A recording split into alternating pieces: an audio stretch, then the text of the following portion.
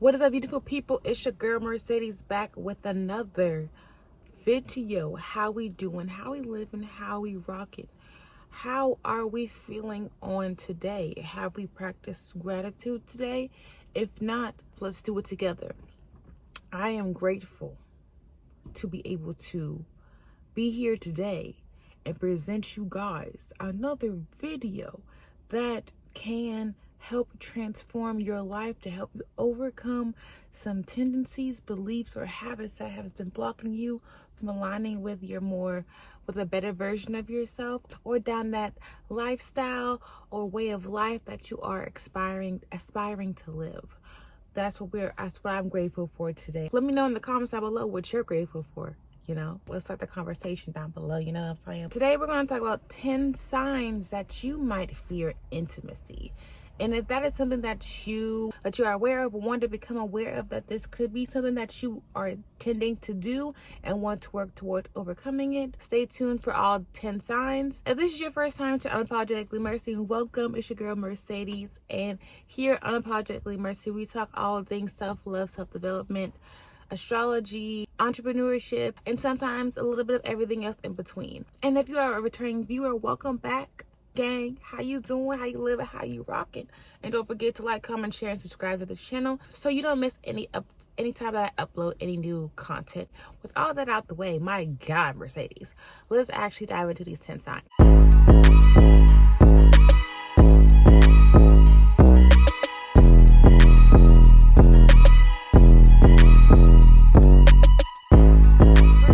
One could have a fear of intimacy is that you avoid emotional closeness. This could look like you shying away from sharing any personal feelings or experiences that might be tied to an emotion that is heavy, that you don't like talk about, that you don't like feeling.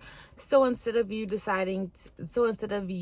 opening up so someone else can get to know you better, you shy away from those kinds of conversations because you don't want to be vulnerable. Vulnerability scares you, and vulnerability is a big part of intimacy. To be intimate with someone, you have to be vulnerable by, sharing or discussing, talking about things that that reveal that you aren't perfect, that reveals that you might have made a mistake, that reveal that you might be in a down season. And sometimes people who have this fear of intimacy, they want to keep that facade up, that they are okay, that they are fine, even though deep down inside they are dealing with different emotions and different experiences that are negatively impacting their day-to-day well-being. Second sign that one might fear intimacy is you have a difficulty trusting others. Whether this stems from an experience that you had through childhood, from someone that abused you, or someone that said that they were there for you, but their actions and their words showed otherwise, or any type of experience that you have embarked on thus far in your journey. When people say that you could trust them, that they got your back, but they're literally behind your back talking about you and what you got going on to someone else, laughing at you, wishing doubt on you, wishing like your goals or your big dreams have not come to fruition. So once you have already been through those type of experiences, it can be hard for you to open up again, to trust someone, whether it's a friend, whether it is romance, whether it is a family member. You've already had an experience where someone that you trusted and loved so much betrayed you and neglected what you needed. I know for me personally, I have had some trust issues in regards to trying to figure out who I should open up to in regards to being vulnerable and very intimate with. But at this stage in my life, where I am after embarking on my self-love journey and really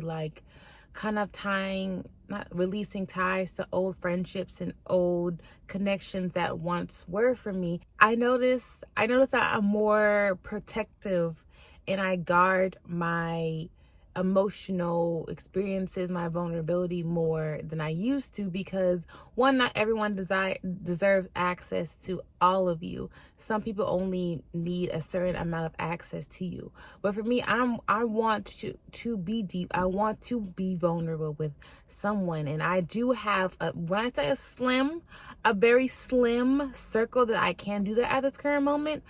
That's the only people that I will go to and be very deep and in depth with. With other people, they've either showed me that I can't trust them, or they just give off a vibe that they're not my friend. They're really just there trying to monitor, or they just want to get some information to start a pot, start some drama, whatever the case might be. And I don't trust that. I stay away from that, and I reserve my vulnerable, intimate moments for those who I know I can trust, and those who I know I can, that are there for me, that will create a safe space. And for someone who does have this fear of intimacy in regards to trust, that person violated that safe space that you thought they created for you. Hey, how you doing? Third sign that you might fear intimacy is you have a fear of commitment. Having a fear of commitment looks like you avoid, or you hey, God, I can't get my face back. You avoid having long-term connections or really serious, intimate connections because you want to keep things surface level. You don't want to dive deep into traumas or talk about different emotions and things of that nature. Or you don't want to fully commit to taking on the task of I now have to open myself up to sustain a long-term friendship, to sustain a long-term partner. I have to share more about myself for them to get to know me, and I don't want to do that.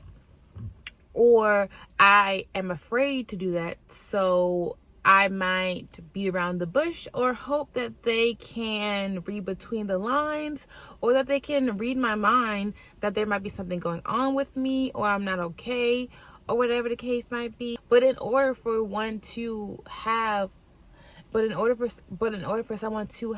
long-term connections, whether it is romantic or platonic, one has to be intimate, one has to be vulnerable, one has to share different elements of themselves, unless they're okay and sufficient with having superficial connections. Someone who has fear of intimacy is okay with only embarking or indulging in conversations or environments where there's only small talks being had, or nothing too serious is being discussed with. If that is the type of connections that you want to settle for, then those will be the type of connections that you will attract or go towards. And stray away or ignore or ghost anyone who's asking you how are you, or asking more about your emotional or your mental well-being, because you have to talk about those things. You have to be vulnerable and discuss these different things. You have to feel these different emotions to really express them. And that's a lot if you fear being intimate with others. And that kind of ties into my next point, number 4. Someone who has a fear of intimacy tends to maintain emotional distance, again, because in order to tap into your emotions, in order to really express yourself emotionally, you have to not only feel those feelings, but have to figure out how to articulate those feelings. And if you're used to suppressing these feelings and emotions, of course you will find it hard or very difficult for you to explain these emotions or what you're feeling to others. And this is something that I can attest to. Someone who has worked on overcoming this fear of intimacy. My answer for when anyone would ask me if I'm okay would always be, I don't know. Because I knew I was not feeling my best. I knew I was feeling sad. Am I feeling down, or whatever the case may be? But I didn't know what it was. I used to soak in my feelings and just overthinking instead of try to figure out where they're coming from. But I was afraid of being emotional, or having these emotional conversations, because that would mean I would have to literally sit with this feeling, literally sit with this emotion, and really figure out the name of the emotion. Like, is this anger? Is this depression? Is this sadness? Is this aggravation? And at the time, before I started therapy, I had no idea how to really articulate or really describe different emotions. And also, like I mentioned before, when you're trying to have a distance between being emotional, you attract or you go towards superficial connections, superficial conversations, superficial relationships, because you don't have to be deep with them. You don't have to be vulnerable with them, and they're okay with that. They just want to have fun. They don't want to, get to know your traumas, your wounds, or why you might, be the way that you are now, type of thing. If that ain't something that you're looking for, or whatever you crave or desire, then superficial connections, are probably the best for you. But if that is something that you don't want, you're going to have to work towards overcoming this fear. A lot of it stems from, your emotions and being able to articulate that and express them to more so yourself than anybody else, for you to become aware of them and identify them yourself, but then to be able to express it. The fifth sign that one has a fear of intimacy is that you also have a fear of vulnerability. Kind of like I mentioned before, in order to be intimate with someone, and I'm not talking sexually, in order to be intimate with someone, you have to be vulnerable. And with being vulnerable, 9 times out of 10, there is some type of emotional display that is involved. And if one has not taken the time to become aware of themselves, or really aware of who they are at this current stage in their lives, they're not privy to being vulnerable. Because in order for you to be vulnerable, you have to be self-reflective and self-aware of like who you are. And to be vulnerable with yourself, baby, is essential for you to be able to overcome the fear of intimacy. You're also uncomfortable with opening yourself up emotionally to other people's. Again, if you're in a setting where someone is, if a group of people are talking about like, this is a weakness of theirs, or this was a mistake of mine that I'm working towards overcoming, and you're like, yep, no, I don't have anything, is because you fear being judged. You fear them rejecting you because of after what you shared about yourself. You feel like they're going to judge you. You feel like they're gonna think that you're stupid, make you think that something is wrong with you, when the reality is they just want to get to know more about you. Having vulnerability, having intimacy, or embodying these different things in your connections or within your own self is a big strength. It is not an easy thing to do if it's something that you have to work through from, like, especially from past traumas and your upbringing, but that really leads you to being your most authentic self, to you aligning more with the different lifestyles or connections or career paths or whatever the case might be that is more true to yourself. And in order to do that, you got to be vulnerable. The sixth sign that one has a fear of intimacy is that you also fear rejection. Kind of like I mentioned before, you're scared to, open up emotionally because you feel that once you express yourself or tell others that this is your mistake, or that, this is how you've been doing things, that people are going to reject you. You feel like people are going to judge you from you being who you are at this current version of yourself, whether there's some beliefs or some people in your circle that are negatively impacting your life. You feel like if you share that, like, people are going to judge you, and if that's the case, then you really you need to be attentive and mindful of the people that you hang around, or whatever the case might be. But also with you fearing rejection, you're fearing that you're not good enough. You fear that you're not going to fit in, that you're not going to meet the standards of those who you hang around with. And again, reevaluate your circle, reevaluate the people that, you hang with, which would also help you reevaluate yourself and, your beliefs, your values, and the type of connections that you truly desire or that you're just settling for, just because you don't want to deal with working on overcoming this tendency, working on towards overcoming, feeling rejected, the fears of rejection, fear of vulnerability, fear of intimacy, you know what I'm saying? They all tie together one way or another. 7 sign that one has a fear of intimacy is that you tend to self-sabotage. Now, when I say you tend to self-sabotage, let's say, for example, that you come across this gentleman that embodies the ideal, guy that you fantasize about, that you have seen in movies, that you're like, oh my God, that's the one, or whatever the case might be. But like, you probably ain't, you probably don't match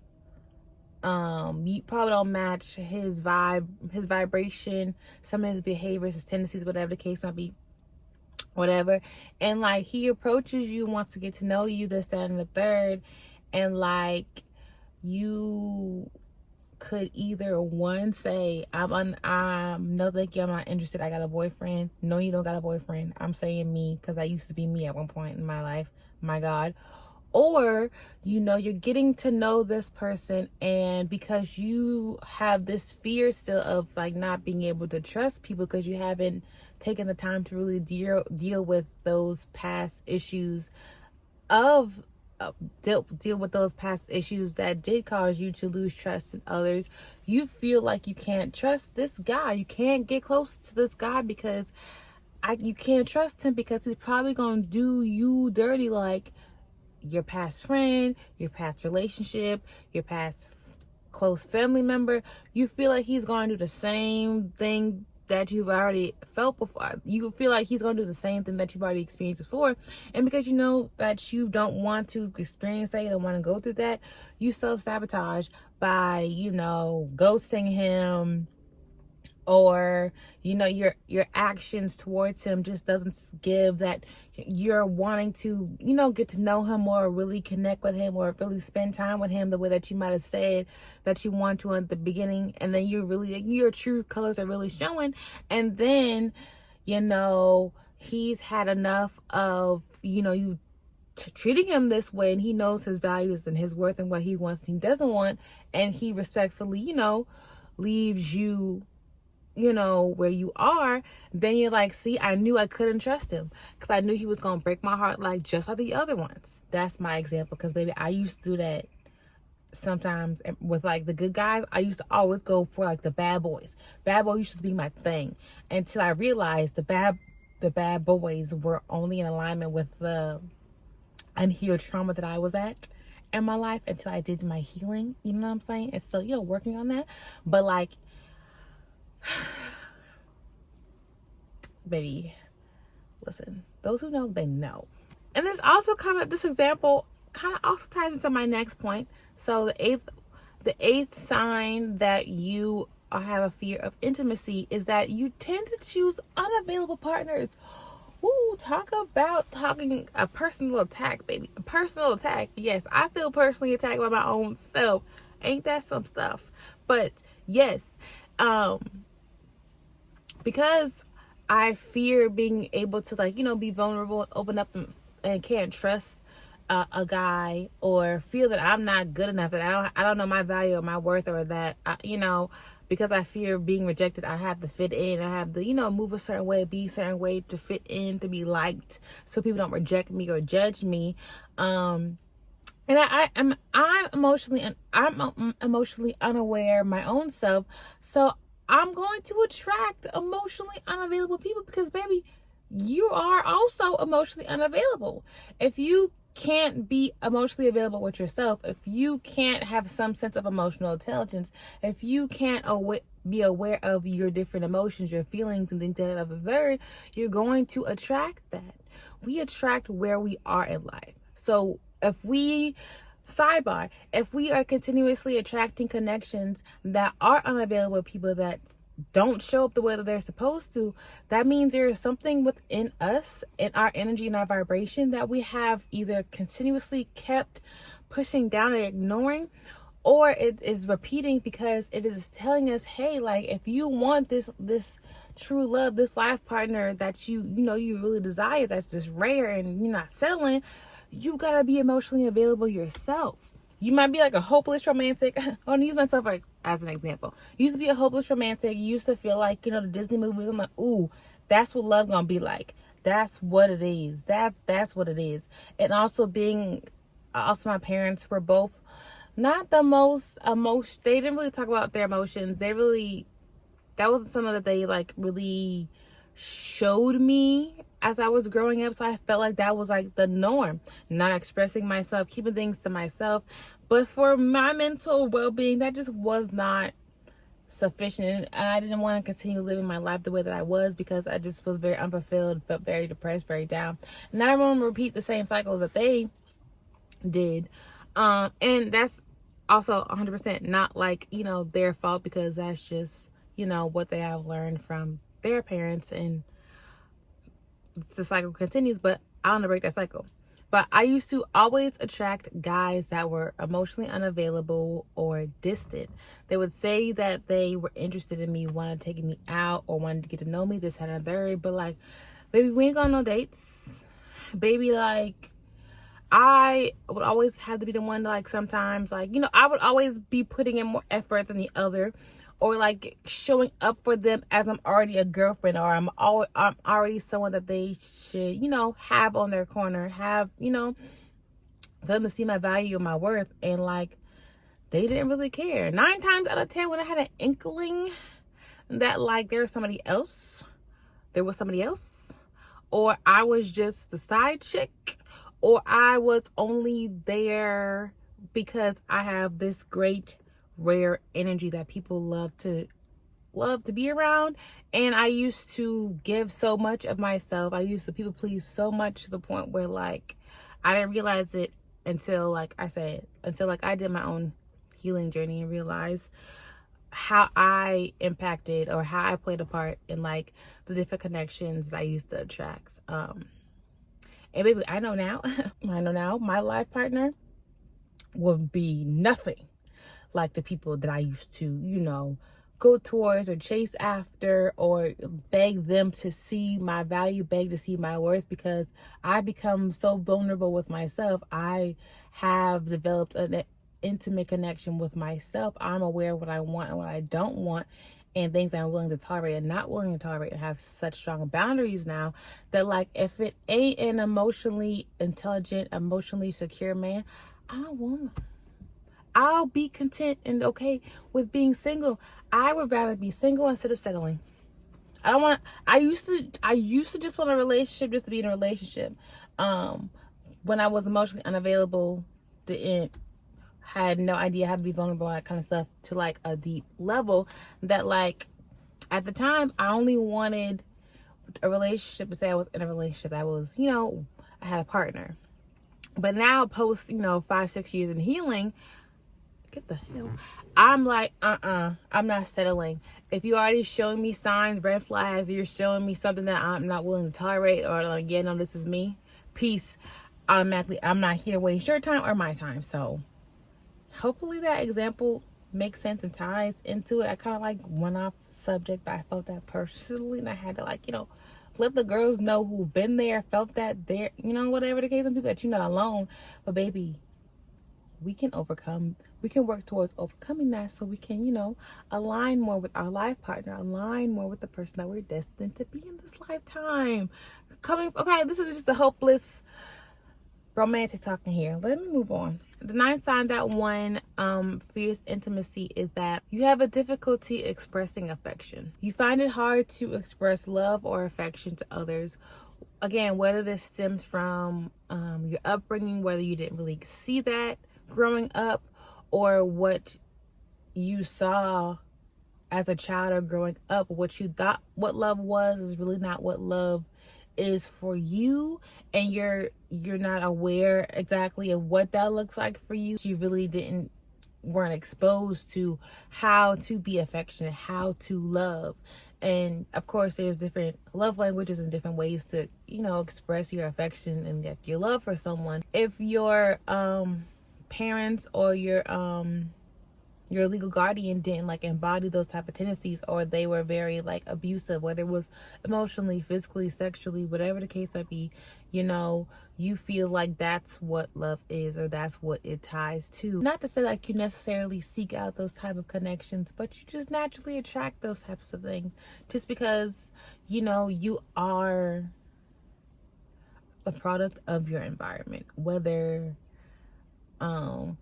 as an adult or as like a young child being exposed to, you know, these different ways of doing things in life. You might stray away from, you know, giving out hugs. If someone is like a hugger, like you're like, yuck, don't touch me, because like you probably haven't experienced much of those type of, you probably didn't experience that type of like intimacy or like affection growing up, or if you did, you have like a negative outlook on it, whether it was like whether like your guardian or like your parent like would only, you know, embody giving you affection after they probably verbally abused you, and trying to make up by like, you know, giving you this love and affection, saying I love you and giving you a hug. So every time, you know, someone tries to give you a hug, it triggers those type of experiences. And the last time that you might have a fear of intimacy is that you feel overwhelmed by closeness.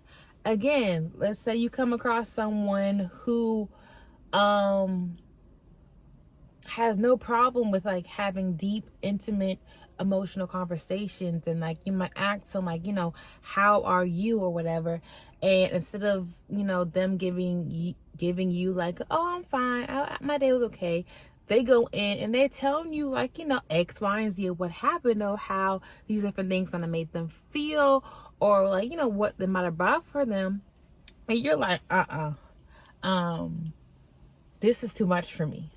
Like, I don't know how to feel. I don't know how to think with you giving me all this deep, vulnerable like information. Like that makes me feel weird. Like, why is she so vulnerable? Why is she so expressive of her emotions like this? Like, what is wrong with her? Like, what is wrong with Shawty? Like, I didn't ask her for all that. And like disengage from the whole conversation, look at your phone, not even paying attention to what they have to say, which is rude, I must say. Okay?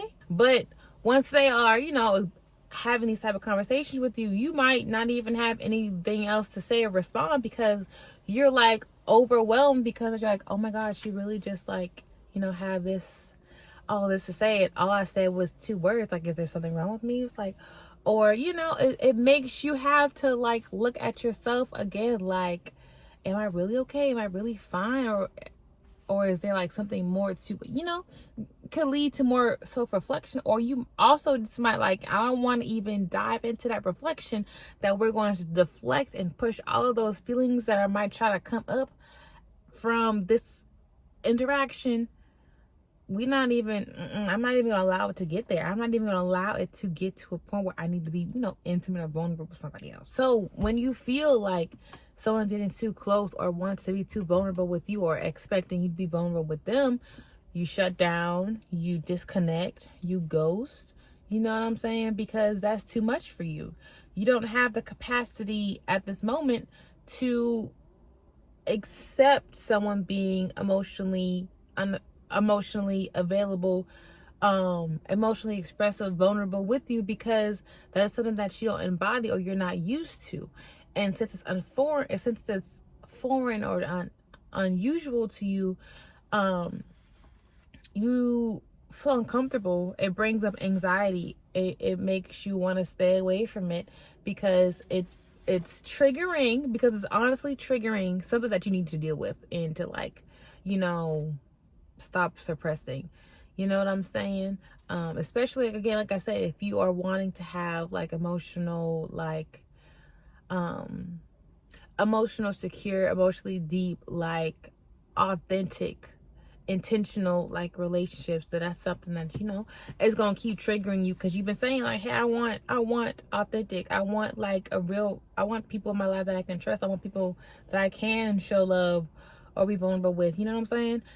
So it's going to trigger that for you. That is all, y'all. That's the 10 signs that I have on someone who has a fear of intimacy. Let me know in the comments down below if you resonated with any of these signs. And after listening to all of these different signs, do you feel like you resonate with someone that has a fear of intimacy and you want to work towards overcoming this fear? In the description down below, I will leave a link to my course that I created on overcoming the fear of intimacy, so that you can work towards overcoming this fear of intimacy, so that you can cultivate relationships and connections that are genuine, that are good for you, that are beneficial for you, that helps you be vulnerable and to be intimate, not just with other people, but most importantly yourself. Check the link out in the description, okay? So with that being said, you guys, until the next time, stay blessed with peace, one love, and high vibrations. Continue to always find something to be grateful for, because there is always something that we can be grateful for, especially when there's a lot in our lives that we just dislike or don't want to keep having in our lives. So yeah.